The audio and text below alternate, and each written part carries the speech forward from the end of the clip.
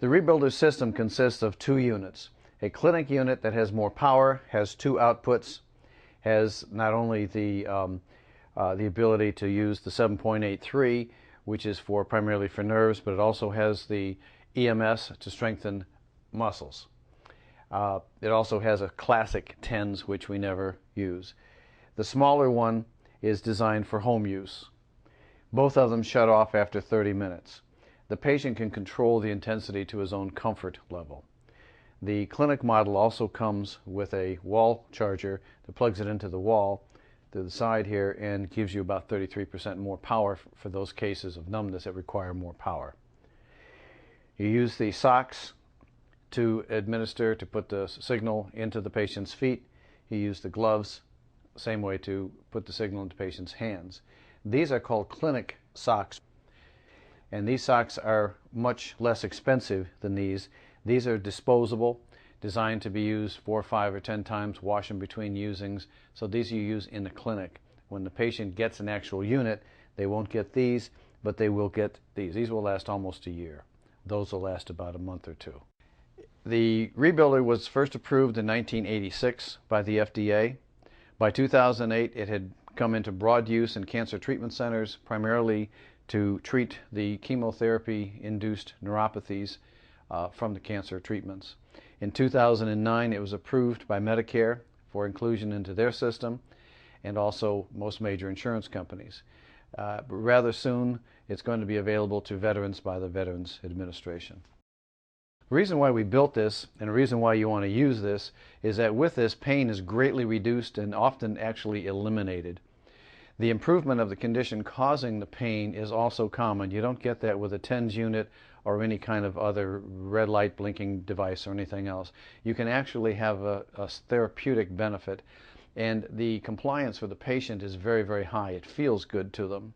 And the improvement in their quality of life is obvious. They don't have to guess. They know usually the first treatment, and the longer you treat them, the more times we treat them, the better the quality and the longer it lasts of their improvement. We've had patients, 2 of them now 100 years old, that actually get out of their wheelchair and try to return it to Medicare. And again, the cost is usually covered by Medicare and insurance, so that makes it easier for your patient to be able to treat themselves effectively after the 5-week treatment in your office. The ReBuilder is distinctly different than a common TENS. Although it's approved by Medicare and FDA as a TENS, primarily because anything that's small and has a blinking light they consider to be a TENS. That's kind of good for us in that way, but it's good for the patient that it's exactly the opposite. A TENS closes the nerve path. It blocks it so that the brain never knows that the pain is there. Unfortunately, it can't react to it properly. And when you close the incoming signals, it also closes the ability of the brain to connect to the muscles and the veins to do its adaptation on the way down from the brain to the tissue. So the ReBuilder opens the nerve paths as opposed to closing them. The ReBuilder sends its signal from foot to foot or hand to hand, rather than having the electrodes placed 6 inches apart like most TENS devices. What this means now is that the signal path goes from the foot to the ankle, to the knee, to the hip, to the lower back, the roots, the nerve roots there, all the way down to the other foot, and then back and forth 7.83 times a second.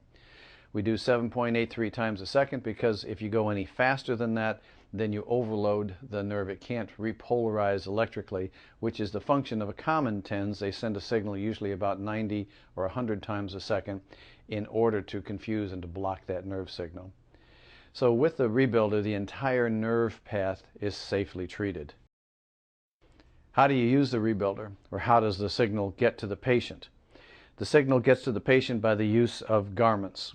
Now, to apply the garments to the patient, all you have to do is just take the garments, get them thoroughly wet, squeeze them out just enough so that they don't drip, and then put them on the patient. So the patient merely puts the sock on, and all you have to do, or the patient does, is put this rubber electrode, fold it over, and now this signal goes from here throughout the entire sock. The sock has silver threads in here, plus being wet makes it much more conductive. The silver also keeps the viral and bacterial count down, which is another reason for using the ReBuilder socks. The same thing for the glove garment.